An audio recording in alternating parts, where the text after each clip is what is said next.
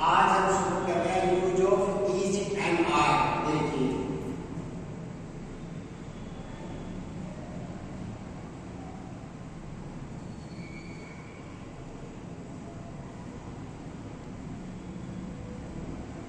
Is and are का प्रयोग हम कहाँ कहाँ करते हैं। इज एंड आर का प्रयोग हमारे दो टेंस में होता है।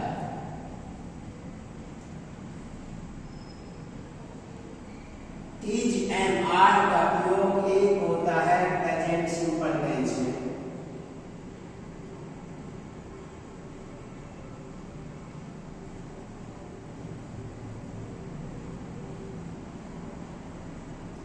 इज एंड आर का प्रयोग एक होता है प्रेजेंट सिंपल टेंस में, एक होता है प्रेजेंट कंटीन्यूअस।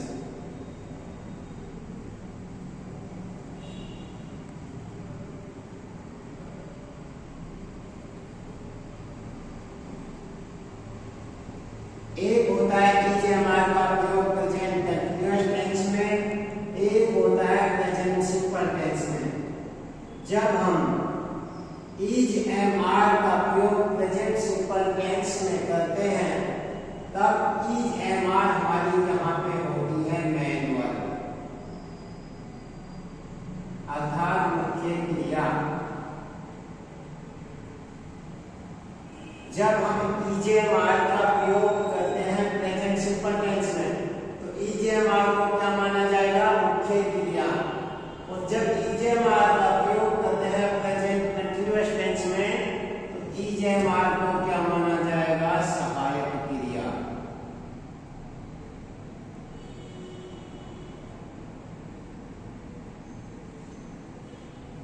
जब हम इज एंड आर का प्रयोग प्रेजेंट कंटीन्यूअस टेंस में करेंगे तो इज एंड आर को क्या माना जाएगा, सहायक क्रिया।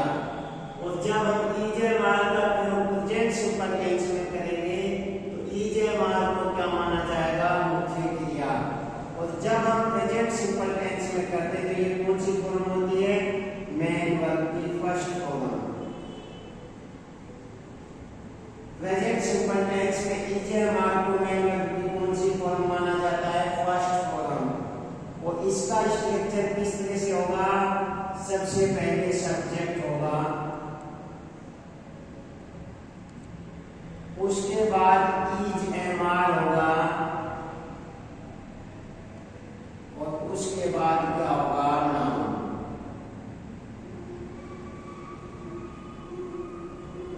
जब हम प्रेजेंट सिंपल टेंस में इज एंड आर का प्रयोग करते हैं तब प्रेजेंट सिंपल टेंस में इज एंड आर क्या होती है, मुख्य क्रिया। कौन सी फॉर्म होती है, फर्स्ट फॉर्म। और उसका स्ट्रक्चर किस तरह से होगा, सबसे पहले क्या होगा, सब्जेक्ट, उसके बाद होगा इज एंड आर और उसके बाद होगा नाउन। तब हम उस इज एंड आर को मानेंगे मुख्य क्रिया की फर्स्ट फॉर्म।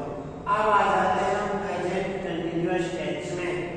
जब इज एंड आर का प्रयोग प्रेजेंट कंटीन्यूअस टेंस में किया जाता है तो वह होती है हेल्पिंग वर्ब। और इसका स्ट्रक्चर किस तरह से होता है, सबसे पहले होता है सब्जेक्ट, उसके बाद होता है इज एंड आर, उसके बाद होता है क्रिया की चौथी फॉर्म और उसके बाद होता है हमारा अदर वर्ड। यहाँ देखिए जब हम प्रेजेंट कंटीन्यूअस टेंस में इज एंड आर का प्रयोग करते हैं तो इज एंड आर को क्या मानेंगे, सहायक क्रिया। प्रेजेंट सिंपल में क्या मानेंगे, मुख्य क्रिया। प्रेजेंट कंटीन्यूअस में क्या मानेंगे, सहायक क्रिया। और यहाँ पर क्रिया की चौथी फॉर्म का मतलब है कि वर्ब की फर्स्ट फॉर्म पे क्या लगा देंगे, आईएनजी। क्रिया की चौथी फॉर्म किसे कहते हैं, किसी भी फर्स्ट फॉर्म के साथ आईएनजी लगा देने से कौन सी फॉर्म हो जाती है, क्रिया की फोर्थ फॉर्म।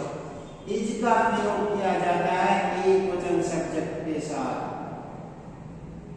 सिंगुलर सब्जेक्ट के साथ क्या लगाते हैं, इज, जैसे ही के साथ, सी के साथ, इट के साथ, राम के साथ। एन का प्रयोग किसके साथ किया जाता है, आई के साथ। आर का प्रयोग किसके साथ करेंगे, प्लूरल सब्जेक्ट, जैसे वी हो गया, यू हो गया, दे हो गया। इत्यादि के साथ। अब हमारा जब हम ईजेएमआर पढ़ेंगे कंटिन्यूअस टेंस में सबसे पहले सब्जेक्ट दिया हुआ होगा, इज का प्रयोग किया जाता है एक वचन सब्जेक्ट के साथ। ही के साथ इज लगाएंगे, सी के साथ इज लगाएंगे, इट के साथ इज लगाएंगे, राम के साथ इज लगाएंगे, आई के साथ एम लगाते हैं, वी यू दे के साथ आर लगाते हैं। चौथी फॉर्म कहते हैं फर्स्ट फॉर्म के साथ आईएनजी लास्ट में अदर वर्ड। वापस से इसमें आ जाते हैं। ईजेएमआर को क्या मानेंगे? मुख्य क्रिया। इस टेंस में प्रेजेंट सिंपल टेंस में ईजेएमआर के बाद क्या होगा? नाउन। यहाँ पे ईजेएमआर के बाद क्या होगा? क्रिया की चौथी फॉर्म। ये हमारा ईजेएमआर का प्रयोग दो टेंस में किया जाता था। ईजेएमआर को मुख्य क्रिया भी माना जाता है, ईजेएमआर को सहायक क्रिया भी माना जाता है। वापस से देखिए, ईजेएमआर का प्रयोग कितने टेंस में करते हैं? दो टेंस में। पहला प्रेजेंट सिंपल टेंस में, दूसरा किसमें करेंगे? प्रेजेंट कंटीन्यूअस टेंस में। जब ईजेएमआर का प्रयोग हम प्रेजेंट सिंपल टेंस में करते हैं तो ईजेएमआर को क्या माना जाएगा? मुख्य क्रिया। जब हम ईजेएमआर का प्रयोग प्रेजेंट कंटीन्यूअस टेंस में करते हैं, ईजेएमआर को क्या माना जाएगा? सहायक क्रिया यानी हेल्पिंग वर्ब। और यहाँ पे प्रेजेंट सिंपल टेंस में ईजेएमआर को कौन सी फॉर्म मानते हैं? First form. इसका स्ट्रक्चर कैसे होगा? सबसे पहले क्या होगा? सब्जेक्ट। ईजेएमआर के बाद क्या होगा? नाउन। कौन सा टेंस? Present simple tense. ईजेएमआर क्या होगी? मुख्य क्रिया। ईजेएमआर यहाँ पे प्रेजेंट कंटीन्यूअस टेंस में क्या है? Helping verb. स्ट्रक्चर कैसे होगा? सबसे पहले क्या होगा? सब्जेक्ट, उसके बाद क्या होगा? ईजेएमआर, उसके बाद क्या होगा? क्रिया की चौथी फॉर्म, उसके बाद क्या होगा? Other word. इज का प्रयोग किसके साथ किया जाता है? एक वचन सब्जेक्ट के साथ। आर का प्रयोग बहुवचन सब्जेक्ट के साथ। एम का प्रयोग आई के साथ। इस तरह से हम ईजेएमआर को मुख्य क्रिया के तरह भी प्रयोग करते हैं, एज ए हेल्पिंग वर्ब और एज ए मेन वर्ब। ईजेएमआर का प्रयोग इस तरह से हमें किया जाता है। जैसे इसका हम उदाहरण लिखते हैं तो इसका एग्जाम्पल होगा Ram is a student।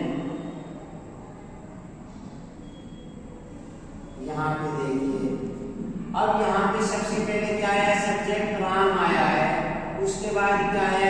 Is आया है, उसके बाद क्या है? नाउन आया है, ए स्टूडेंट।